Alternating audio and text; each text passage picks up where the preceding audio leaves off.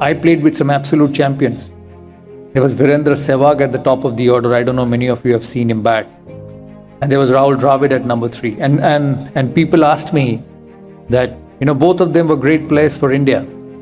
And what is the difference you saw among them and how you handled them to success?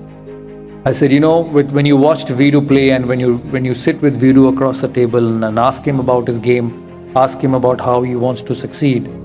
He was an opening batsman and probably the best opening batsman I've seen after Sunil Gavaskar. And then there was Rahul Dravid at number 3, batting for India.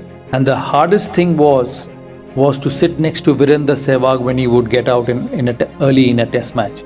He opened for India, he got out early, and then you had Rahul Dravid batting at number 3. And when you asked Virendra Sehwag that how do you make that new ball old, he said, I'll hit that new ball and make it old.